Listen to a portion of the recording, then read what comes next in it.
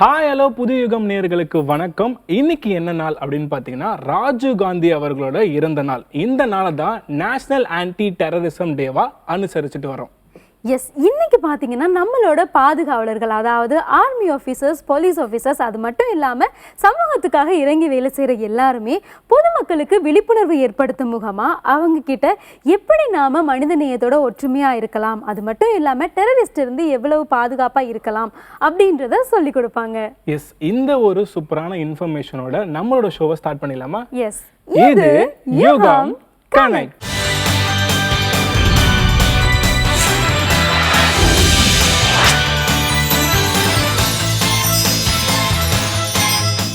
இன்னைக்கு நம்ம கிருத்திகாஸ் கிச்சன்ல என்ன டிஷ் செய்ய போறாங்க தெரியுமா? என்னவா இருக்கும்? இப்போ வந்து சம்மர், அது மட்டும் இல்லாமல் ஸ்கூல் பசங்க எல்லாருக்குமே வெக்கேஷன் வேற. ஸோ இது ரெண்டுக்கும் ஏற்ற மாதிரி ஏதாவது ஒரு டிஷ் காட்ட போறாங்களா? கரெக்ட். நம்ம சம்மருக்கு ஏற்ற மாதிரி ஐஸ்கிரீம் செய்ய போறாங்க. அதில் ஸ்பெஷல் என்னன்னா லோ கேலரிஸ் வேகன் ஐஸ்கிரீம் தான் செஞ்சு கட்ட போறாங்க. அவங்க என்ன மாதிரி செய்கிறாங்கன்னு வாங்க போய் கற்றுக்கலாம்.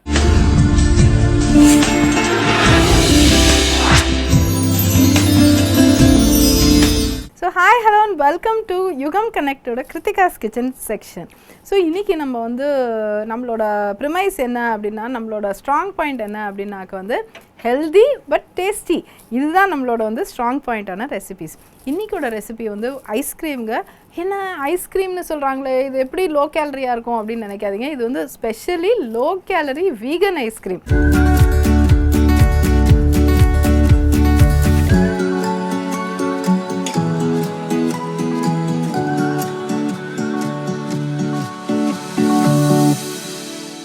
எப்படி பண்ணுறது அப்படின்ட்டு பார்க்கலாம். உண்மையிலே யூல் பி அமேஸ். இதுவாக ஒரு ஐஸ்கிரீம் அப்படின்ட்டுன்னு நீங்கள் அவ்வளோ அமேஸ் ஆவீங்க. அவ்வளோ நல்லா இருக்கும் அது. So let us go into the recipe, watch it. இப்போ வந்து இதுக்கு தேவையான பொருட்கள் என்னென்ன அப்படின்னாக்க வந்து வாழைப்பழம், முந்திரி பருப்பு, ஃபிக், டூட்டி ஃப்ரூட்டி, பட்டர்ஸ்காட்ச். இப்போ நம்ம வந்து இந்த வாழைப்பழத்துக்கு ஒரே ஒரு ப்ரிப் என்ன நீங்கள் பண்ணணும் அப்படின்னாக்க வந்து இதை வந்து நீங்கள் நல்லா பழுத்த வாழைப்பழமாக இருந்துட்டு அதை நல்லா வெட்டிட்டு நீங்கள் உங்களோட ஃப்ரிட்ஜோட ஃப்ரீசர் பகுதியில் ஓவர் நைட் வச்சுருங்க. அடுத்த நாள் காலையில் நீங்கள் இதை எடுத்து யூஸ் பண்ணணும். ஸோ நானும் இதே மாதிரி தான் ஓவர் நைட் எடுத்து ஃப்ரீசரில் வச்சுருக்கேன். நான் அதை எடுத்து வந்துட்டு நம்ம எப்படி பண்ணுறது அப்படின்ட்டு நம்ம பார்க்கலாம். ஸோ இதுக்கு வந்து நீங்கள் ப்ளெயினாக எடுத்துக்கணும் அப்படின்னாக்க வந்து நீங்கள் ப்ளெயினாக அந்த பனானா, திடீர்னு நீங்கள் வந்து ஒரு டயட் பிளான் இருக்கீங்க, இல்லை நீங்கள் சுகர் சாப்பிடக்கூடாது அப்படிங்கிற ஒரு கட்டாயம் இருக்குது, அந்த மாதிரிலாம் இருக்கிற சமயங்களில் வந்து நீங்கள் இந்த மாதிரி நீங்கள் ஃப்ரீசரில் இது எத்தனை நாளுக்கு வேணாலும் அது ஃப்ரீசர்லேயே இருக்கும் இந்த ஃப்ரோசன் பனானா. அதை எடுத்து நீங்கள் அப்படியே அதை நான் சொல்கிற ப்ரொசீஜரில் நீங்கள் பண்ணிவிட்டு நீங்கள் அதை எடுத்து சாப்பிட்றலாம். இதுக்கு ஆட்-ஆன்ஸோடு நம்ம கொடுத்துருக்கோம். ஸோ அதுவும் ரொம்ப டேஸ்டியாக இருக்கும் அது. ஸோ நீங்கள் பார்த்தீங்கன்னாக்கா இது நல்லா ஃப்ரோசனாக இருக்குது. இந்த வாழைப்பழம் பொடியாக வெட்டி உங்களுக்கு எப்படி சைஸ் வேணுமோ அந்த மாதிரி வெட்டி ரஃபாக சாப் பண்ணி கூட நீங்கள் அப்படியே ஃப்ரீசரில் வச்சுனா. இதுக்கு இன்னொன்று என்னென்னா நல்லா பழமாக இருக்கிற வாழைப்பழம்னாலும் இட்ஸ் ஓகே. ஸோ அதனால் வந்து பழமாக ஆகிறதுக்கு முன்னாடி ஐயோ நீ சாப்பிடுங்க, நீங்கள் சாப்பிடுங்க, நீங்கள் சாப்பிடுங்க, யாராவது சாப்பிடுங்கன்னு சொல்லாமல் நீங்கள் என்ன பண்ணிங்கன்னா நீட்டாக அதை வெட்டி ஃப்ரீசரில் எடுத்து வச்சுருங்க. ஐஸ்கிரீம் வேணும் அப்படின்னு எப்போ சில்ட்ரன் கேட்டாக்க குவைட்டாக போய் மிக்சியில் போய் அரைச்சிட்டு இது கொடுங்க. ரொம்ப ஹெல்த்தியான ஐஸ்கிரீமாக நீங்கள் கொடுப்பீங்க. ஸோ அதுதான் அதில் வந்து இருக்கிற ரொம்ப பெரிய ஒரு விஷயம். ஓகே, ஸோ இப்போ நம்ம வந்து என்ன பண்ணுறோன்னா இந்த மாதிரி ஒரு நல்லா ஸ்ட்ராங்கான ஒரு மிக்ஸி எடுத்துக்கோங்க. இதை நீங்கள் ஆட் பண்ணிக்கோங்க. ஆட் பண்ணிவிட்டு இதை அப்படி தான் மூடிட்டு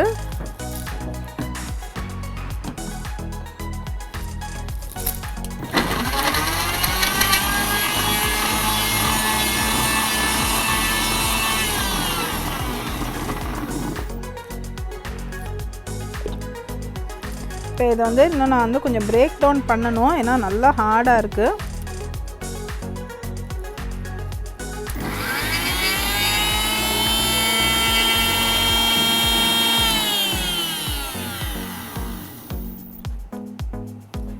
ஸோ இது வந்து இன்னமும் இந்த ஹார்டாக இருக்குது. கொஞ்சம் பனானா மாதிரி தெரியாத வண்ணத்தில் நம்ம வச்சுக்கலாம் அதை.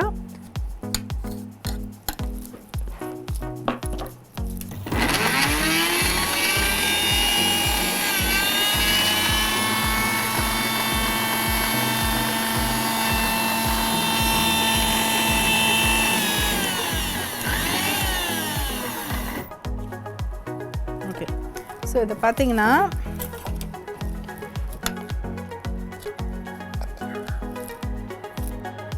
இது பாருங்க, அப்படியே வெனிலா ஐஸ்கிரீம் மாதிரி இருக்கும் இது. ஸோ இதில் வந்து இப்போ நீங்கள் வந்து இந்த ஸ்டேஜ்லேயே நீங்கள் எடுத்துக்கிறதுனா நீங்கள் தாராளமாக அப்படியே ஐஸ்கிரீம்னு எடுத்துக்கலாம் அதை. ஓகே, நல்லா அப்படியே ஸ்மாஷ் ஆயிரும் அது. நான் வந்து ஒரே ஒரு சும்மா ஒரு 2-3 ஆட்-ஆன்ஸ் எடுத்துக்கேன். இப்போ வந்து இது ஊற வச்ச அத்திப்பழம். ஓகே, இதை இதில் ஆட் பண்ணிக்கலாம். உங்களுக்கு எவ்வளோ தேவையோ நீங்கள் ஆட் பண்ணிக்கலாம், நம்ம சாய்ஸ் தான் அது. ஒரு டிஃப்ரெண்ட் ஃப்ளேவர், ஒரு ஃபிகர் ஐஸ்கிரீம் மாதிரி ஊற வச்சுருக்கேன். ஏன்னா ஹார்டாக இருக்கும், பிளெண்ட் ஆகாது. ஸோ ஒரு நல்ல ஃப்ளேவருக்காக நம்ம இப்போ ஊற வச்சு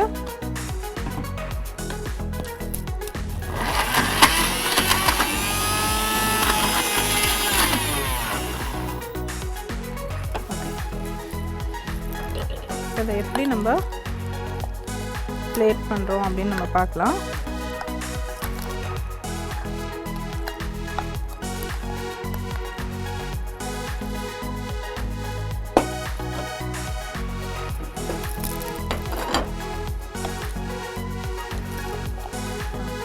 இப்போ பார்த்தீங்கன்னா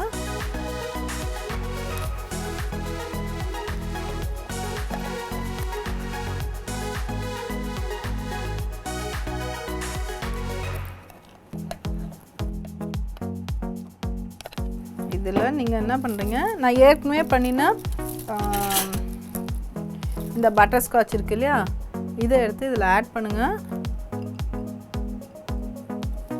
இதுக்கும் 2 இன்க்ரீடியன்ஸ் தாங்க, சுகரும் முந்திரி பருப்பு, இல்லை வீட்டில் என்ன நட்டு இருக்கோ நீங்கள் எடுத்துக்கோங்க. ஸோ பட்டர் ஸ்காட்ச், டூட்டி ஃப்ரூட்டியில் எனக்கு 2-3 கலர்ஸ் இருக்குது.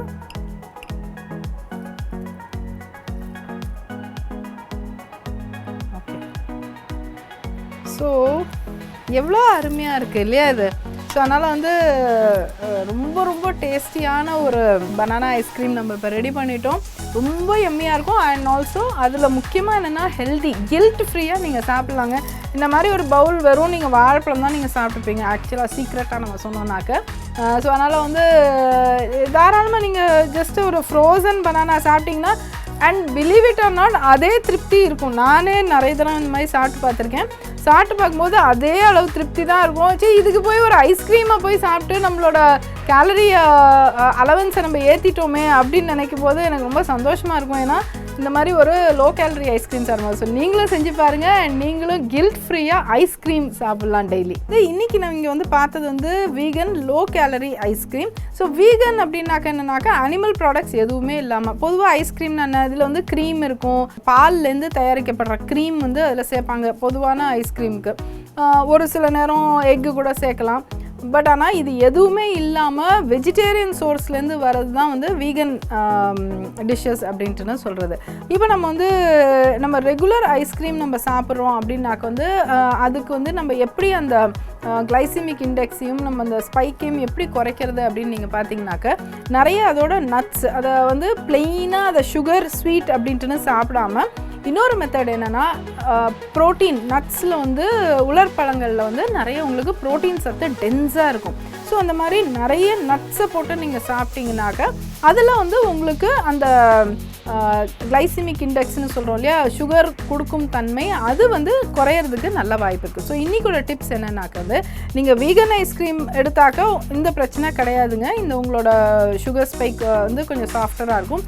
பட் நீங்கள் நார்மல் ஐஸ்கிரீம் நீங்கள் எப்பப்போ சாப்பிட்றீங்களோ opt for nut laden ice cream, நிறைய நட்ஸ் இருக்கிற ஐஸ்கிரீம் நீங்கள் எடுத்து நீங்கள் சாப்பிட்டீங்கன்னாக்க உங்களுக்கு அந்தளவு கேலரி வந்து ரொம்ப ஒரேடியாக ஏறாமல் உங்களுக்கு அது கண்ட்ரோலில் இருக்கும். ஸோ ஐம் ஷுர் நீங்கள் இந்த வீகன் லோ கேலரி ஐஸ்கிரீம் நீங்கள் ரொம்ப ரசித்து நீங்கள் செஞ்சு பார்த்துருப்பீங்க. இன்றைக்கே நீங்கள் அதை செய்கிறீங்க நீங்கள், அண்ட் உங்களோட ஹெல்த்தை நீங்கள் இன்னும் நல்லா பூஸ்ட் பண்ணிக்கலாம். இந்த மாதிரி லோ கேலரி இது எல்லாருமே சாப்பிட்லாங்க. ஈவன் சின்ன குழந்தைலேருந்து பெரியவங்க, டயட்டிங் பண்ணுறவங்க, டயட்டிங் பண்ணாதவங்க எல்லாருமே சாப்பிட்லாம் அதை. ஸோ அதனால் வந்து to try it out and see and let us. தொடர்ந்து டாக்டர் உஷா நந்தினி பெண்களுக்கு ஏற்படக்கூடிய ஹெல்த் இஷ்யூஸ், அதுக்கான சொல்யூஷன் என்ன அப்படின்றத தான் சொல்லிட்டு இருக்காங்க. எஸ், இன்னைக்குமே அந்த மாதிரியான ஒரு ஹெல்த் இஷ்யூஸ் அதோட சொல்யூஷனை பற்றி தான் இனியவைன்றதில் பார்க்க போகிறோம். வாங்க போய் பார்க்கலாம்.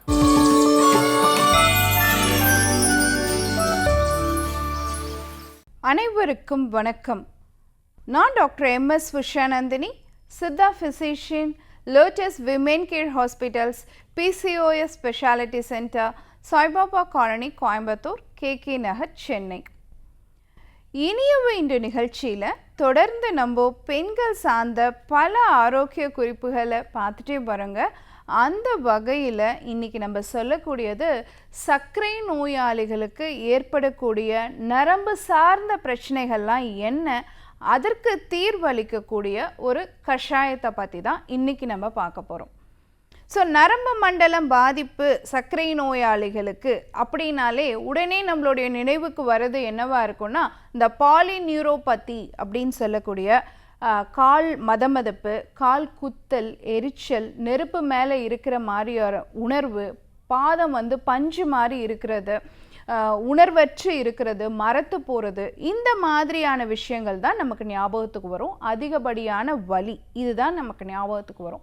ஆனால் இது மட்டுமே சர்க்கரை நோயாளிகளுக்கு ஏற்படக்கூடிய நரம்பு சார்ந்த பிரச்சனை கிடையாதுங்கிறதையும் நம்ம தெரிஞ்சுக்கணும். வேறு என்ன பிரச்சனை டாக்டர் இருக்குது அப்படின்னு கேட்டிங்கன்னா, இப்போது அடிக்கடி மலச்சிக்கல் இருக்குது, அடிக்கடி மோஷன் போகிறோம், சாப்பிட்டோன்னே மோஷன் போகிற பழக்கம் இருக்குது, அதே மாதிரி நீர்மலம் அதிகமாக போகுது, டயரியா மாதிரியான விஷயங்கள் அதிகமாக இருக்குது திடீர்னு அப்படின்னு சொன்னால், நம்ம குடலை கட்டுப்படுத்தக்கூடிய நரம்பு மண்டலம் பாதிப்புக்குள்ளாயிருக்கு. ஸோ வயிறு மற்றும் குடல் மண்டலமை கட்டுப்படுத்தக்கூடிய நரம்புகள் பாதிப்புக்குள்ளாயிருக்கு அப்படிங்கிறத நம்ம தெரிஞ்சுக்கணும். இது சர்க்கரை நோயாளிகள் சந்திக்கக்கூடிய பிரச்சனை. நிறைய சர்க்கரை நோயாளிகளுக்கு திடீர்னு பார்த்திங்கன்னா ஒரு 2-3 நாளைக்கு மோஷனே போகாது, அடுத்து ஒரு 2-3 நாளைக்கு பார்த்திங்கன்னா தனித்தனியாக மோஷன் போயிட்டுருக்கும். ஸோ இந்த 2 விஷயத்தை ஃபேஸ் பண்ணுவாங்க. அப்படி இருக்குது அப்படின்னு சொன்னால் அவங்களுக்கு குடல் சார்ந்த நரம்பு பிரச்சனை இருக்குது அப்படிங்கிறத அவங்க தெரிஞ்சுக்கணும். ரெண்டாவது விஷயம் பார்த்தீங்க அப்படின்னு சொன்னால், இப்போ யூரின் தடுத்து போகுது, அடிக்கடி சிறுநீர் தொற்று உருவாயிட்டே இருக்குது அப்படின்னு சொன்னால் சிறுநீரகம் சார்ந்த நரம்பு மண்டலம் பாதிப்புக்குள்ளாயிருக்கு அப்படிங்கிறத நம்ம தெரிஞ்சுக்கணும். அப்போது சர்க்கரை நோயாளிகளுக்கு அடிக்கடி சிறுநீர் தொற்று வருதுன்னு சொன்னால் நம்ம யூடிஐ இன்ஃபெக்ஷன்னு சொல்லிட்டு ஆன்டிபயோட்டிக் எடுத்துக்கிட்டு இருக்கும்போது நம்ம நரம்பு மண்டலம் பிரச்சனை இருக்குமா அப்படிங்கிறத கவனிக்கணும். அடுத்த 3வது விஷயம் பார்த்தீங்க அப்படின்னு சொன்னால், இருதயம் சார்ந்த பிரச்சனை. இப்போ திடீர்னு ரத்த அழுத்தம் கூடுது, திடீர்னு குறையுது, இந்த மாதிரியான விஷயங்கள் இருதய நரம்பு மண்டலம் பாதிச்சிருக்கு அப்படிங்கிறத நம்ம தெரிஞ்சுக்கணும். ஸோ அடிக்கடி பார்த்திங்கன்னா வியர்த்துக்கிட்டே இருக்குது, திடீர்னு வேர்வையே இல்லாமல் இருக்குது. இந்த 2 விஷயங்களையும் நம்மளால் சர்க்கரை நோயாளிகள்கிட்ட பார்க்க முடியும். அதுவும் நரம்பு சார்ந்த ஒரு பிரச்சனையாகத்தான் இருக்குது. திடீர்னு மறதி, திடீர்னு ஸ்ட்ரெஸ் அதிகமாகிறது, அதிகப்படியான கோபம், தூக்கமின்மை, இதெல்லாம் பார்த்திங்கன்னா மூளை சார்ந்த நரம்பு மண்டலங்கள் முழுமையாக பாதிக்கப்பட்டிருக்கு. படிப்படியாக அவங்களுடைய ஞாபகத்திறன் குறையுதுனாலும் நரம்பு மண்டலம் பாதிச்சிருக்கு அப்படிங்கிறதையும் நம்ம தெரிஞ்சுக்கணும்.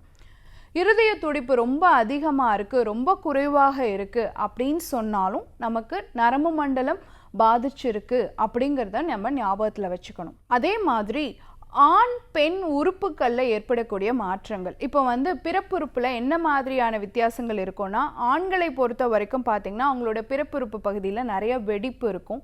பெண்களை பொறுத்த வரைக்கும் பார்த்தோன்னா அந்த இடத்துல அரிப்பு, எரிச்சல், வறட்சி, இந்த மாதிரியான பிரச்சனைகளை அவங்க ஃபேஸ் பண்ணுவாங்க. ஸோ இதுவும் நரம்பு சார்ந்த பிரச்சனை அப்படிங்கிறது நம்ம தெரிஞ்சுக்கணும். ஸோ இதை ஈஸியாக சமாளிக்க முடியுமா அப்படின்னு கேட்டிங்கன்னா கண்டிப்பாக சமாளிக்க முடியும். அதற்கு சிறந்த மூலிகை அப்படின்னு எடுத்துக்கிட்டோன்னா நம்மளுடைய நாட்டு மருந்து கடைகளில் ஈஸியாக இது கிடைக்கும். தோட்டம் துறவு இருக்குது அப்படின்னு சொன்னால் அதில் பார்த்திங்கன்னா வரப்போரமாக இந்த மூலிகை படர்ந்துருக்கும். தொட்டாஞ்சினிங்கி இல்லைனா தொட்டால் வாடி அப்படின்னு சொல்லக்கூடிய இந்த மூலிகை தான். ஸோ இந்த தொட்டாஞ்சினிங்கி மூலிகையோடைய பொடி நமக்கு ஈஸியாக நாட்டு மருந்து கடைகளில் சூரணமாகவே கிடைக்குது. அது ஒரு 1/2 ஸ்பூனும் ஒரு 2 சிட்டிகை மிளகுத்தூளும் சேர்த்து ஒரு கஷாயம் மாதிரி ப்ரிப்பேர் பண்ணி எடுத்துக்கோங்க. 2 டம்ளர் தண்ணி விட்டு 1/2 டம்ளராக சுண்ட வச்சு வடிகட்டி காலையில் வெறும் வயிற்றுலையும் இரவு தூங்க போகிறதுக்கு முன்னாடியும் இந்த கஷாயத்தை நம்ம எடுத்துக்கலாம். அந்த மாதிரி எடுக்கும் பொழுது உங்களுடைய sympathetic and parasympathetic nervous system, உங்களுடைய நரம்பு மண்டலமும் மூளை மண்டலமும் முழுமையாக வலுப்பெறும். ஸோ சர்க்கரை நோயாளிகள் சந்திக்கக்கூடிய மிகப்பெரிய பிரச்சனை கண்ணில் இருந்து இருந்து கால் நரம்பு வரைக்கும் அத்தனைக்கும் காரணம் நரம்பு மண்டலம் பாதிப்பு அப்படிங்கிறத நம்ம தெரிஞ்சுக்கணும். சர்க்கரை நோய் கட்டுப்படலை, சிறுநீரக தொற்று இருக்குது, வயிற்றுப்போக்கு அதிகமாக இருக்குது, மலச்சிக்கல் அதிகமாக இருக்குது, இருதய துடிப்பு திடீர்னு மாறுது கூடுது, வியர்வை ரொம்ப அதிகமாக இருக்குது இல்லை ரொம்ப குறைவாக இருக்குது, இந்த மாதிரி பிரச்சனைகளை நம்ம ஃபேஸ் பண்ணுறோன்னு சொன்னால் நம்ம நரம்பு மண்டலம் சரியாக இருக்காங்கிறத நம்ம பரிசோதிக்கணும். அப்படிங்கிறத தெரிஞ்சுக்கிட்டு இந்த கஷாயம் நீங்கள் எடுக்கும் பொழுது உங்களுடைய குளுட்டோதயோன் அப்படின்னு உடலுக்கு தேவையில்லாத சத்தினுடைய அளவு குறைய ஆரம்பிக்கும். உங்கள் உடம்புல நடக்கக்கூடிய சர்க்கரை மற்றும் கொழுப்பு சத்தை கட்டுப்படுத்தக்கூடிய லிப்பிட் பெராக்சிடேஷன் அப்படிங்கிற ப்ராசஸ் வந்து கண்ட்ரோலுக்கு வரும், குறைய ஆரம்பிக்கும். உங்கள் கணையத்திலிருந்து இன்சுலின் சுரப்பு அதிகமாகும், அது கிரகிச்சிக்கக்கூடிய தன்மை அப்சார்ப்ஷன் கெப்பாசிட்டி இன்க்ரீஸ் ஆகும். நரம்புலையும் இரத்த நாளங்கள்லையும் ஏற்படக்கூடிய வலி வீக்கங்கள் இன்ஃப்ளமேஷன் இது குறைய ஆரம்பிக்கும். ஸோ இத்தனை விஷயங்களையும் நம்ம பயன்படுத்தும் பொழுது நமக்கு நன்மைகள் அப்படிங்கிறது வந்து சர்க்கரை நோயை பொறுத்த வரைக்கும் மாத்திரைகளை அதிகப்படுத்தாமல் அடிப்படை காரணம் என்ன, ஏன் கட்டுப்பாட்டுக்கு வரமாட்டேங்குது, ஏன் இந்த மாதிரி பக்க விளைவுகளை சர்க்கரை நோயாளிகள் சந்திக்கிறாங்க அப்படிங்கிறத பார்த்தோன்னா கண்டிப்பாக அவங்களுக்கு நரம்பு மண்டலம் சீராக இருக்காதுங்கிறத நம்ம தெரிஞ்சுக்கிட்டோம். அப்படின்னு சொன்னால் இந்த நரம்பு மண்டல பாதிப்புக்கு நான் சொல்லியிருக்கக்கூடிய தொட்டாஞ்சினங்கி மிளகு கஷாயம் ஒரு அருமருந்தாக இருக்கும். கண்டிப்பாக பயன்படுத்தி பாருங்கள். பெயின் கில்லர்ஸை யூஸ் பண்ணாதீங்க. இதே மாதிரி இன்னொரு ஆரோக்கிய குறிப்போடு நான் உங்களை சந்திக்கிறேன். இயற்கையோடு இணைவோம், ஆரோக்கியமாக இருப்போம், ஆனந்தமாக வாழ்வோம். நன்றி, வணக்கம். இன்னைக்கு டாக்டர் ஜெயரூபா அறிவோம் ஆரோக்கியத்துல நம்ம உடல் ஆரோக்கியத்துக்கு ஒரு விஷயம் செய்து காட்ட போறாங்க. வாங்க அவங்க அதை எப்படி பண்றாங்க அப்படின்றத பார்த்து தெரிஞ்சுக்கலாம்.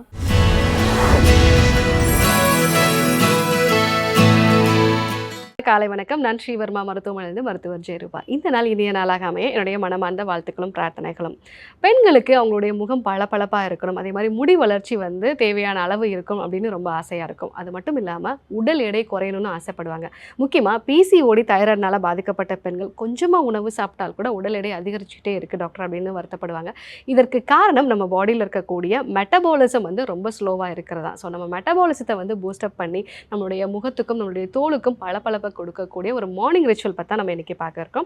ஸோ மார்னிங் டைமில் நம்ம எடுத்துக்கொள்ளக்கூடிய முருங்கை நெய், அதாவது முருங்கைக்கீரை ஜீரகம் சேர்த்து பொரிய விட்ட நெய், இந்த நெய்யை வந்து காலையில் வெறும் வயிற்றில் எடுத்துக்கும் பொழுது நம்மளுடைய தோல் வந்து ஆரோக்கியமாக இருக்கும், நம்மளுடைய மெட்டபாலிசம் வந்து பூஸ்டப் ஆகும். அது மட்டும் இல்லாமல் நம்ம உடலுக்கு தேவையான சத்துக்களும் கிடைக்கும். நிறைய பெண்களுக்கு வந்து ரத்த சோகை வந்து இருக்குது, இதனால் பீரியட்ஸ் வந்து சரியாக வராமல் இருக்கிறது, உடல் சோர்வு வந்து அதிகமாக இருக்கிறது, சில வகையான வைட்டமின்கள் வந்து குறைபாடு இருக்கிறது, இதனால் அவங்களுக்கு ஹார்மோனல் இம்பேலன்ஸ் உண்டாகிறது. இதெல்லாம் நம்ம தொடர்ச்சியாக பார்த்துட்டே இருக்கோம். ஸோ இந்த மாதிரியான அனைத்து பிரச்சனைகளையுமே சரி செய்கிறதுக்கு ரெகுலராக காலை நேரத்தில் வந்து ஒரு டீஸ்பூன் அளவுக்கு முருங்கைக்கீரை சேர்த்த அந்த நெய் வந்து நம்ம எடுத்துக்கலாம். ஸோ இந்த நெய்யை லைட்டாக வந்து நம்ம சூடு பண்ணிவிட்டு, அதாவது உருக்கின நெய்யை வந்து நம்ம எடுத்துக்கும் பொழுது ரொம்பவே நல்லது. ஸோ இந்த நெய் வந்து காலையில் வெறும் வயிற்றில் எடுத்துகிட்டு அதுக்கப்புறமா ஒரு 2 டம்ளர் அளவுக்கு வெது வெதுப்பான வெந்நீர் குடிக்க வேண்டியது அவசியம். ஸோ அந்த மாதிரி எடுத்துகிட்டு நம்ம வந்து ஒரு 1 மணி நேரம் கழித்து இல்லைனா 2 மணி நேரம் கழித்து காலை உணவை எடுத்துக்கிறது நல்லது. அதுக்கப்புறமா பசி வந்த பிறகு தான் நம்ம வந்து காலை உணவை வந்து எடுத்துக்கணும். ஸோ இந்த மாதிரி எடுத்துக்கும் பொழுது இந்த முருங்கை நெய் அப்படிங்கிறது வந்து ஸோ நம்மளுக்கு நெய் அப்படிங்கிறதே வந்து ஒரு கொழுப்பில் கரையக்கூடிய வைட்டமின்ஸ்களை வந்து அப்சர்வ் பண்ணுறதுக்கு ரொம்ப யூஸ்ஃபுல்லாக இருக்கும். முக்கியமாக வைட்டமின் ADEKன்னு சொல்லக்கூடிய இந்த வைட்டமின்கள். இதில் வைட்டமின் D குறைபாடு இன்றைக்கு நிறைய பெண்கள் கிட்ட வந்து நம்ம பார்க்குறோம். அதே மாதிரி ஆண்களுக்கும் இந்த வைட்டமின் D குறைபாடு இருக்குது. எதனால் நம்ம சன்லைட்டில் கூட போகிறோம், ஆனாலும் ஏன் வைட்டமின் D குறைபாடு இருக்குது அப்படின்னா, நம்ம உடம்புல இருக்கக்கூடிய ஒவ்வொரு செல்கள்லையுமே வந்து தைராய்டு ஹார்மோனுக்கான ரிசெப்டார்ஸும் வைட்டமின் டிக்கான ரிசெப்டார்ஸும் தான் இருக்குது. ஸோ நம்ம உடம்புல ஸ்ட்ரெஸ் ஹார்மோன்ஸோட அளவு வந்து அதிகமாக இருக்குது. நிறைய ஸ்ட்ரெஸ் ஆகிறோம் அப்படின்னா ஸ்ட்ரெஸ் ஹார்மோன் குறையும் பொழுது வைட்டமின் டியை தான் அதற்கு பதிலாக வந்து பயன்படுத்தும். அதே மாதிரி ஹார்மோனல் இம்பேலன்ஸ் இருக்கும்போது தைராய்டு ஹார்மோன் வந்து குறைபாடு இருக்கும் பொழுது தைராய்டு ஹார்மோனுக்கு பதிலாக வைட்டமின் டியை தான் நம்மளுடைய செல்கள் வந்து பயன்படுத்தும். ஸோ அதனால தான் ரொம்ப சீக்கிரமாக நமக்கு வந்து வைட்டமின் டி குறைபாடு வந்து வந்துடுது. வைட்டமின் டி குறைபாடு வரும் பொழுது நமக்கு உடல் சோர்வு இருக்கிறது, அதே மாதிரி சரியான தூக்கம் இல்லாமல் இருக்கிறது, ஸோ உடல் எடை அதிகரிச்சுட்டே இருக்குது, எலும்புகள் வந்து பலகீனமாக இருக்குது, கழுத்து வலி, இடுப்பு வலி, இந்த மாதிரியான பிரச்சனைகளை வந்து பார்க்குறோம். ஸோ நீங்கள் ரெகுலராக காலை நேரத்தில் இந்த முருங்கைக்கீரை சேர்த்த நெய் வந்து எடுத்துக்கும் பொழுது உங்களுடைய இந்த வைட்டமின் டி அப்சார்ப்ஷன், அதே மாதிரி வைட்டமின் A, வைட்டமின் E, இந்த ஹார்மோன்ஸோட அப்சார்ப்ஷன் வந்து உங்களுக்கு ரெகுலராக வந்து நடக்கும். ஸோ அதனால் உங்களுக்கு அந்த வைட்டமின் குறைபாடுகள் வரதை வந்து தவிர்க்கலாம். ரெண்டாவதாக இந்த நெய்யில் இருக்கக்கூடிய பியூட்ரிக் ஆசிட் இது வந்து நம்ம குடலில் இருக்கக்கூடிய நல்ல பாக்டீரியாக்களை வந்து வளர்ச்சியை வந்து தூண்டும். அது மட்டும் இல்லாமல் ஸோ நம்ம குடலில் வந்து ஒரு லேயராக வந்து ஃபார்ம் பண்ணுறதுனால அல்சர் சம்மந்தமான பிரச்சனைகள், சிலருக்கு வந்து இரிட்டபிள் பவல் சிண்ட்ரோம் மாதிரியான பிரச்சனைகள்லாம் வந்து இருக்கும். ஸோ பெரும்பாலும் ஹார்மோனல் இம்பேலன்ஸ் வர்றதுக்கு இந்த குடலில் வந்து ஒரு வீக்கம் உண்டாகிறது ஒரு முக்கியமான காரணம். அதே மாதிரி சத்து குறைபாடுகளுக்கும் இந்த குடல் வந்து வீக்கம் உண்டாகிறது. அதே மாதிரி வந்து நல்ல ஆரோக்கியமான அதாவது பாக்டீரியா வைரஸ் வந்து இல்லாத ஒரு முக்கியமான காரணம். ஸோ நெய்யில் இருக்கக்கூடிய இந்த பியூட்ரிக் ஆசிட் அப்படிங்கிறது குடலில் இருக்கக்கூடிய இன்ஃப்ளமேஷனை குறைக்கக்கூடியது. அதே மாதிரி நல்ல பாக்டீரியாக்களையும் வைரஸ்களையும் வந்து வளர வைக்கக்கூடியது. ஸோ அதனால் காலை நேரத்தில் இந்த நெய் வந்து நம்ம எடுத்துக்கலாம். ஸோ அது மட்டும் இல்லாமல் முருங்கைக்கீரை வந்து அதிகப்படியான கால்சியம் வந்து இருக்குது, இரும்பு சத்து வந்து இருக்குது. ஸோ அதை வந்து நம்ம எடுத்துக்கும் பொழுது, அதுவும் நெய் கூட சேர்த்து வந்து எடுத்துக்கும் போது நம்ம மூளைக்கு தேவையான அந்த ஆக்சிஜனும் அதே மாதிரி வந்து அந்த மினரல்ஸும் வந்து கிடைக்கும்போது ரொம்ப ஆக்டிவான ஒரு நபராக வந்து இருப்போம். அதே மாதிரி பசி உண்டாகக்கூடிய தன்மையும் வந்து குறையும். அதாவது நிறைய பேருக்கு காலையில் எழுந்த உடனே பசி இருக்கும். முக்கியமாக ஹார்மோனல் இம்பேலன்ஸ்னால் பாதிக்கப்பட்ட பெண்கள், பிசிஓடி, தைராய்டுனால பாதிக்கப்பட்ட பெண்கள் வந்து பார்த்திங்கன்னா காலை எழுந்த உடனே வந்து சாப்பிடணும் அப்படிங்கிற ஒரு அர்ஜு வந்து இருக்கும். அதுலேயும் முக்கியமாக வந்து ப்ரீ மெனோபாசல் கண்டிஷனில் இருக்கக்கூடிய பெண்கள், ஸோ அந்த மாதிரி ஒரு 40 வயதுக்கு மேலே இருக்கக்கூடிய பெண்களுக்கு வந்து இந்த காலை நேரத்தில் பசி அப்படிங்கிறது வந்து அதிகமாக இருக்கும். ஸோ அதை தவிர்க்கிறதுக்கு இந்த நெய் வந்து எடுத்துக்கும் பொழுது உங்களுக்கு நல்ல ஒரு பசி உணர்வை மட்டுப்படுத்தக்கூடிய ஒரு திறன் இருக்கும். அதுக்கப்புறமா நீங்கள் ஒரு 8 மணிக்கு மேலே வந்து காலை உணவை வந்து எடுத்துக்கிட்டால் போதும். ஸோ அதன் மூலமாக உடல் எடையும் வந்து நீங்கள் குறைக்க முடியும்.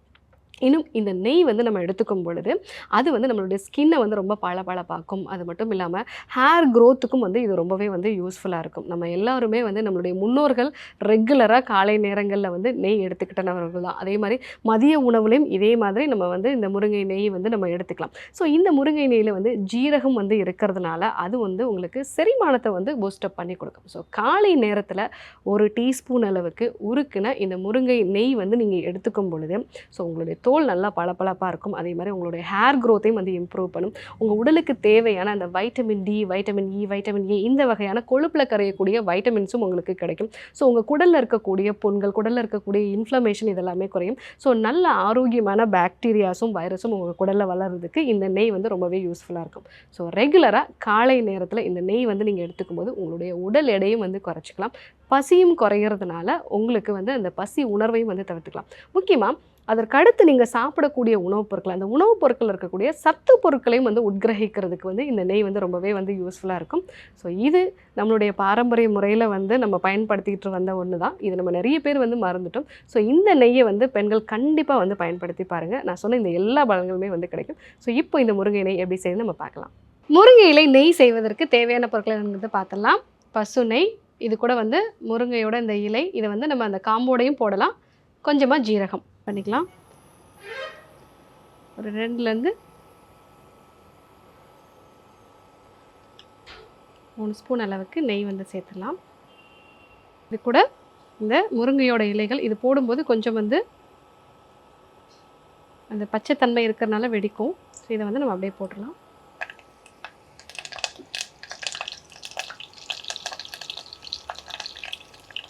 இப்போ கொஞ்சமாக வந்து ஜீரகம்,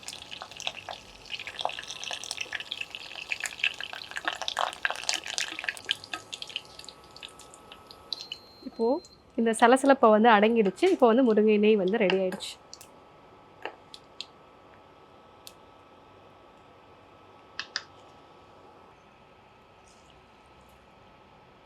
முருங்கை இலை நெய் வந்து ரெடி ஆயிடுச்சு. இந்த முருங்கை நெய்யை காலை நேரத்தில் லைட்டாக உருக்கிட்டு வந்து ஒரு டீஸ்பூன் அளவு எடுத்துக்கோங்க. அதுக்கப்புறம் 2 டம்ளர் வெதுவெதுப்பான வெந்நீர் வந்து எடுத்துக்கோங்க. ஸோ இந்த மாதிரி எடுத்துக்கும் போது உங்கள் ஸ்கின் நல்லா ஹெல்த்தியாக வந்து இருக்கும். உங்களோட ஹார்மோனல் இம்பேலன்ஸையும் வந்து சரி செய்யலாம், சத்து குறைபாடுகளையும் தவிர்த்துக்கலாம். ஸோ கண்டிப்பாக நீங்களும் இதை வந்து பயன்படுத்தி பாருங்கள். ஸோ இன்றைக்கு இந்த முருங்கை நெய் எப்படி செய்யுது அப்படிங்கிறத நம்ம வந்து தெரிஞ்சுக்கிட்டோம். இதே போன்று ஒரு நல்ல தகவலோடு உங்களை சந்திக்கிறேன். நன்றி, வணக்கம்.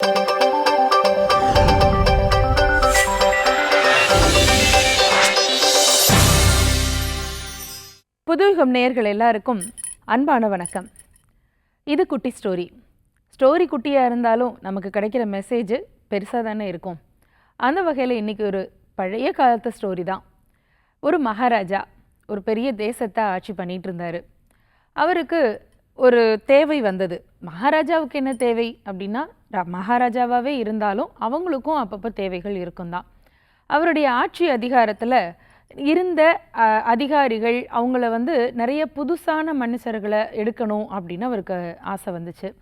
அப்படி பார்க்குற போது அவருடைய ஆளுகைக்கு உட்பட்ட அந்த தேசத்தில் இவருக்கு புதிதான ஒரு நல்ல வீரன் வேணும், அமைச்சர் வேணும் அப்படிங்கிற எண்ணம்லாம் இருந்துகிட்டே இருந்தது. ஏற்கனவே இருந்தவங்கெல்லாம் இருந்தாலும் கூட இளைஞர்களாக கொஞ்சம் பேர் இருந்தால் இன்னும் நல்லா இருக்குமே அப்படின்னு யோசிச்சுக்கிட்டே இருந்தார். இதுக்கு என்ன வழி செய்யலாம் அப்படின்னு யோசித்தார். அரண்மனையிலேருந்து ஒரு அறிவிப்பு கொடுத்து வீரர்கள் வேணும், அரண்மனைக்கு அதிகாரிகள் வேணும், நாட்டுக்கு அமைச்சர் வேணும் அப்படின்னு சொல்லலாம். ஆனால் அப்படியெல்லாம் சொன்னோம்னா பல பேர் அந்த ஐடியாவில் அந்த மைண்ட் செட்லேயே வருவாங்க. அப்படி வர்றவங்க சில பேர் போலியாகவும் இருப்பாங்க இல்லையா? அதாவது இந்த பதவி வேணும் அப்படிங்கிறதுக்காக அவங்களுடைய உண்மையான முகத்தை காட்டிக்காமல் போலியாக நடிக்கவும் செய்வாங்க இல்லையா? அப்போ அந்த மாதிரி தேர்ந்தெடுக்கிறவங்க கொஞ்ச நாளைக்கு வேணால் சரியாக இருப்பாங்க, ஆனால் போக போக அவங்களுடைய குணம் பிரச்சனையை தான் கொடுக்கும். அதனால் இந்த மன்னனுக்கு அறிவிப்பு பண்ணி வேலைக்கு இன்டர்வியூ பண்ணி ஆள் எடுக்கணும் அப்படிங்கிற எண்ணம் இல்லை, அதில் விருப்பமும் இல்லை. ஆனாலும் புதிதாக இளைஞர்களாக தன்னுடைய சபையில் அமைச்சரவையில் சேர்த்துக்கணும் அப்படிங்கிற எண்ணம் மட்டும் இருந்துகிட்டே இருந்துச்சு. அது மாதிரியான ஒரு நேரத்தில் இந்த ராஜா என்ன பண்ணார், நகர்வலம் போயிட்டே இருந்தார். அப்படியே போயிட்டே இருக்கிற போது கொஞ்சம் நகரத்துக்கும் காட்டு பகுதிக்கும் நடுவான ஒரு சாலையில் போயிட்டே இருந்தார். அப்படி போகிற போது இடையில பாதையில் ஒரு பெரிய பாறாங்கல் பாதையை மறிச்ச மாதிரி இருந்தது. இந்த ராஜாவுக்கு இதை பார்த்த உடனே ஒரு யோசனை தோணுச்சு. உடனடியாக அவர் வீரர்களையோ அமைச்சரையோ சொல்லியிருந்தாருன்னா அவங்க அந்த பாறாங்கல்ல பாதையை விட்டு எடுத்திருக்கலாம். ஆனால் அவர் என்ன பண்ணினார், தன்னுடைய தேரை ஒரு ஒதுக்குப்புறமாக மறைவான இடத்துல கொண்டு போய் நிறுத்தி வச்சுட்டு இவர் வந்து ஒரு மரத்துக்கு பின்னாடி ஒளிஞ்சு உக்காந்துக்கிட்டார். ஏன்னா பாதை இருக்குது, அதில் பொதுமக்கள் அப்பப்போ போக வர செஞ்சுட்டு தான் இருக்காங்க. ராஜாவுக்கு ஒரு யோசனை, தனக்கு தேவையான வீரன் யாராவது இதில் இந்த வகையில் கிடைக்கிறாங்களா பார்ப்போம் அப்படின்ட்டு. அப்போ அவருடைய பக்கத்தில் இருந்த அவர் அமைச்சர்கிட்ட ரகசியமாக ஒரு விஷயத்தையும் சொன்னார். என்னென்னா, அந்த அமைச்சர்கிட்ட ஒரு பொட்டலத்தில் ஒரு மூட்டையில் தங்க காசுகளை போட்டு அதை சுருட்டி கொண்டு வந்து பாறைக்கு அடியில் வைங்க அப்படின்னு சொன்னார். அதே மாதிரியே அந்த அமைச்சரும் செஞ்சார். பிறகு எல்லாரும் போய் மரத்துக்கு பின்னாடி ஒளிஞ்சிட்டாங்க. நேரம் போய்கிட்டே இருந்துச்சு. நிறைய மக்கள் வந்துட்டே இருந்தாங்க. வந்தவங்க எல்லாம் அந்த பாறாங்கல்ல பார்த்துட்டு, இது என்னப்பா அப்படி பாதையில் கிடக்கு அப்படின்னு பல பேர் அழுத்துக்கிட்டாங்க. அப்படியே சுற்றி போனாங்க. இன்னும் சில பேர் அந்த பாறாங்கல்ல பார்த்துட்டு, அட பாவி எந்த மாதிரி நடுவில் வந்து இருக்குதே, பல பேருக்கு இடையூறாக இருக்குதுன்னு கல்லை திட்டிட்டு போனாங்க. இன்னும் அடுத்த ஒரு செட்டு மக்கள் வந்தாங்க. அவங்க இன்னும் ரொம்ப நல்லவங்க. அவங்க எப்படியோ காட்டு பாதைக்குள்ளே பாறாங்கல் வந்து விழுந்ததை மகாராஜாவுக்கு தொடர்பு படுத்தி, இந்த ராஜாவோட ஆட்சியில் ஒன்றுமே சரி கிடையாது, பாரு பாதையில் கூட பாறாங்கல் வந்து கிடக்கு அப்படின்னு ராஜாவை திட்டினாங்க.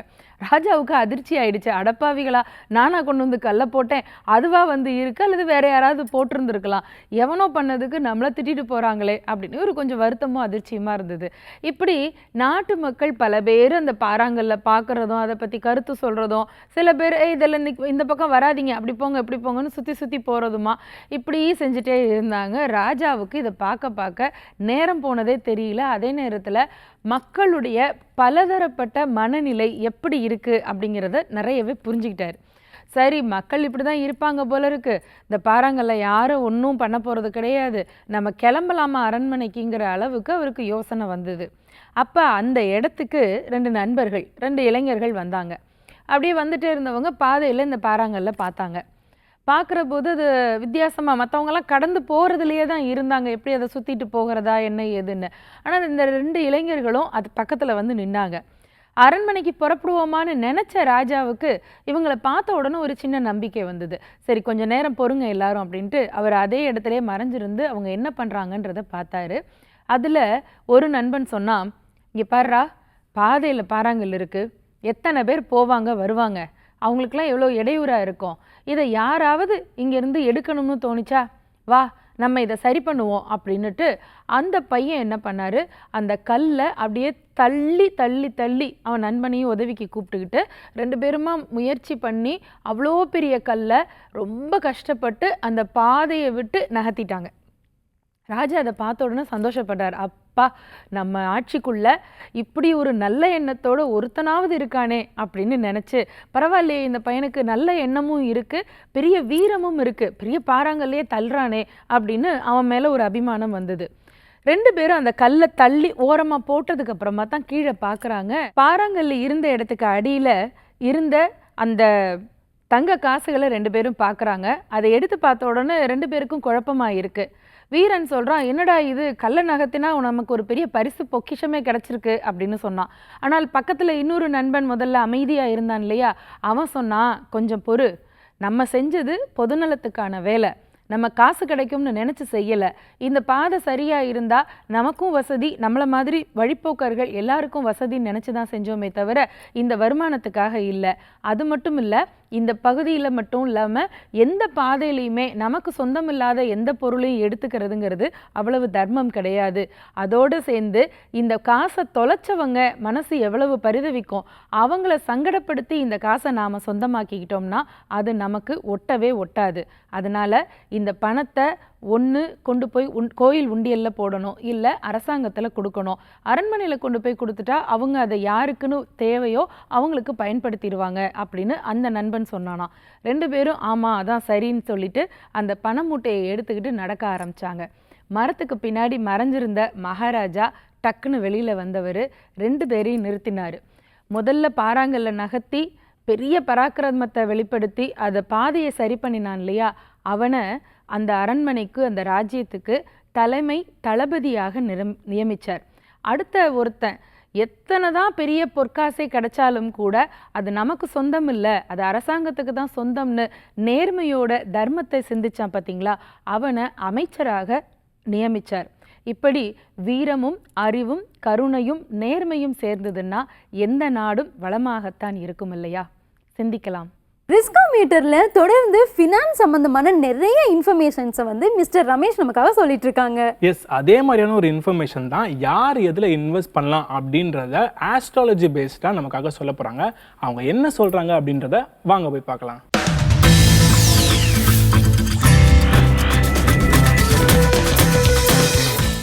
வணக்கம் நண்பர்களே, ஒரு சுவையான பதிவிலே உங்களை சந்திப்பதிலே பெருமகிழ்ச்சி அடைகிறேன். நான் உங்கள் நண்பன் doctor KR Ramesh, financial astrologer. பொதுவாகவே ஒரு சொலவேடு உண்டு நம்மக்கிட்ட, எனக்கு அதிர்ஷ்டமே இல்லைங்க அப்படின்னு சொல்லுவோம். அதிர்ஷ்டம் அப்படின்னா என்னது? அது இஷ்டமாக வர்றது அதிர்ஷ்டம் அப்படின்னு சொல்லுவாங்க சிலவங்க பிரித்து சொல்லும்போது. சிலவங்க தங்களே ப்ரைஸ் பண்ணுவாங்க, நான் தான் மச்சக்கண்ணி, எனக்கு எந்த செய்தாலும் எனக்கு லாபம் கிடைக்கும் அப்படின்னு சிலவங்க தானே ப்ரைஸ் பண்ணிப்பாங்க. அது பிரகாரம் அவங்களுக்கும் அப்படி நடக்கும். இதனுடைய சூக்ஷ்மம் நம்மளுடைய ஜாதகத்தில் எப்படி இருக்குது, அதன் அடிப்படையில் நமக்கு பணம் வரவு வருமா, எப்படி வரும் அப்படின்னு பார்ப்போம். பொதுவாக இந்த அதிர்ஷ்டத்துக்கு 2 காரணம் உண்டு. ஒன்று 2, 5, 11 இந்த தொடர்புகள்னு சொல்லுவோம். இது வலுப்பெற்றது இல்லை தொடர்பு கொள்வது அப்படின்னு சொல்லுவாங்க. 2 கூடியவன் ஸ்ட்ராங்காக இருக்கிறது, இல்லை 2, 5 தொடர்பு, 2, 11 தொடர்பு, 2, 5, 11 தொடர்பு. இதில் 2, 11 ரெண்டும் 2வது ஸ்தானம்ங்கிறது தனஸ்தானம், 11வது ஸ்தானம் லாபஸ்தானம். பரிவர்த்தனைன்னு சொல்லுவாங்க. மாற்றி உட்காந்துட்டாங்கன்னா இவங்களெல்லாம் பிடிக்க முடியாது, அவ்வளோ காசு வச்சுருப்பாங்க. 5வது ஸ்தானத்துக்கு பேர் லக்ஷ்மி ஸ்தானம்னு பேர், பணம் வரும், அதிர்ஷ்டம் வரும். 9வது ஸ்தானத்துக்கு பேர் விஷ்ணுஸ்தானம்னு பேர். இந்த 5, 9 இந்த காம்பினேஷன், 2, 5, 9, 11 இந்த 4 காம்பினேஷனில் சேர்ந்தவங்கள்லாம் அதிர்ஷ்டசாலியாக இருப்பார்கள். இவர்களுக்கு முதல்ல இன்ட்ரோ தான். இவங்க எந்த தொழில் செஞ்சாலும் லாபம் வந்துடும், பைசா இருக்கும். நான் அதர்வேறவன்னு சொன்னாங்க, இவங்க அதிகமாக ஜோதிடர்கிட்ட போக மாட்டாங்க, ஏன்னா அவங்களுக்கு தேவையில்லை, ஏன்னா அவங்களுக்கெல்லாம் நிறைய வந்துட்டேன், ஸோ வி ஷுட் கோ அப்படின்னு சொல்லி விட்டுருவாங்க. இது தொடர்பில் அதிர்ஷ்டத்தை அவங்களுடைய லாபத்தை அவங்க பாக்கெட்டில் வச்சுட்ருக்காங்கன்னு அர்த்தம். கொஞ்சம் வித்தியாசமாக பார்க்கலன்னா, இந்த சந்திரனும் சுக்கிரனும் சேர்ந்துருக்கான்னு வச்சுக்கோங்களேன், இந்த குதிரை பந்தயம் மாதிரி விஷயங்கள்லாம் இருக்குது. அதுவும் சரராசியாக இருந்துட்டுன்னா, அது முதல் ராசி மேஷ ராசின்னு சொன்னோம். மேஷம், கடக, துலா, மகர இந்த ராசிகள் எல்லாம் இருந்துச்சுன்னு வச்சுங்களேன், இவங்க குதிரை பந்தயத்து மூலிமா பணம் ஈட்டுவது. அது எல்லாமே ஃபாஸ்ட்டாக வரணும். ஃபாஸ்ட் ஷேர் மார்க்கெட்டு போனாலும் இமீடியட்டாக பணம் வரணும். அந்த ஸ்பீடுன்னு அதை பற்றி தான் ஸ்பீடு மணி அப்படின்னு சொல்லுவாங்க. இதன் ரிலேட்டடான மேட்டர் தான் அவங்க பேசுவாங்க. எப்போவும் பணம் எவ்வளோ சீக்கிரம் வரும், எவ்வளோ ஃபாஸ்ட்டாக வரும் அப்படிங்கிறத, பணத்தை பற்றி இந்த விஷயத்தில் அதிர்ஷ்டத்தை நோக்கி இருப்பார்கள். இப்போ நிறைய பார்க்குறோம், இந்த ரம்மி சர்க்கிள் அப்படின்னு பார்க்குறோம்னா, ரம்மி விளையாடுறது. இதுக்கும் இந்த 2, 5 தொடர்பு வேணும். அப்படி இருக்கணும். அதில் கேது தொடர்பாக இருக்கும், புதனும் தொடர்பாக இருப்பார். கேது ஏன் தொடர்பாக இருக்கணும் அப்படின்னாக்க, அந்த சீட்டாட்டத்தில் சீட்டு கட்டுக்குள்ள பார்த்தீங்கன்னா ராஜாராணி படம் போட்டிருக்கோம் இல்லையா? அந்த ராஜாராணி படங்களெல்லாம் நல்லா உற்று பார்த்தீங்கன்னா அவர்களெல்லாம் நம்ம வீட்டு ராஜாராணி மாதிரில இருக்கு, வெளியில் இருக்கக்கூடிய மிலேச்சர்கள் அப்படிங்கிற அந்த ராஜாராணி படங்களாக இருக்கும். அதனால் கேது தொடர்பு. நம்பர் ரிலேட்டட் மேட்டர்னால புதன் தொடர்பு. இப்போது சந்திரன், புதன், கேது இவங்களுடைய பேசிக்ஸ் ஐடியாவில் இவங்களுடைய கான்செப்டை போய் பார்க்கும்போது இந்த 2, 5, 11 இதே மெத்தடில் போய் பார்த்தோம்னா இவர்களுக்கு இங்கே ரம்மி ரிலேட்டடான சீட்டு விளையாட்டில் காசு வரத்துக்குன்னு வாய்ப்புகள் உண்டு அப்படின்னு பார்க்குறோம். ஒரு காரணம் நமக்கு தெரிஞ்சு போச்சுன்னா உடனே என்ன பண்ணுவோம், அதை நம்ம இன்னும் டெஸ்ட் பண்ணி பார்க்கணும். முதல்ல ஸ்மால் வேல we'll have to test it and proceed with. உடனே அதை எடுத்தங்கூத்தன்னு ஆரம்பித்தோன்னா பெரிய லெவலில் திங்க் பண்ணுறது அப்படின்னு சொல்லி ஆரம்பித்தோன்னா அது அந்த அதிர்ஷ்டத்தை விட்டு வெளியில் போயிடக்கூடிய விஷயமாக மாறிடும், பேராசைன்னு மாறிடும். அதிர்ஷ்டங்கிறது ஒரு டயத்தில் கிடைக்கும். அப்படின்னா என்ன அர்த்தம், சீட்டு விளையாடும் போது ஒரு ரவுண்டு கிடச்சிருச்சுன்னா காசு வந்துச்சுன்னா எழுந்து போயிடணும், 10 ரவுண்டு உட்கார்ந்தோம்னா காசு போயிடும். அதிர்ஷ்டம் வருதுன்னு தொடர்ந்து முதலீடு செய்து கொண்டே இருந்ததுன்னா அதிர்ஷ்டம் பேராசையாக மாற ஆரம்பித்து விடும். ஆசை வேறு, அதிர்ஷ்டம் வேறு. அதனால் அதிர்ஷ்டத்தை புரிந்து கொண்டு அதனோடு நம்ம தொடர்பு வாழ்க்கையை நடத்தினோம்னா நமக்கு எப்பவுமே சுபிட்சமான வாழ்க்கையாக இருக்கும். அது பேராசையாக மாறும்போது அது நஷ்டத்தில் விட்டுவிடும் என்ற காஷனோட மீண்டும் சந்திக்கும் வரை வணக்கம் கூறி விடைபெறுகிறேன். வாழ்க வளமுடன், வாழ்க வளமுடன், வாழ்க வளமுடன்.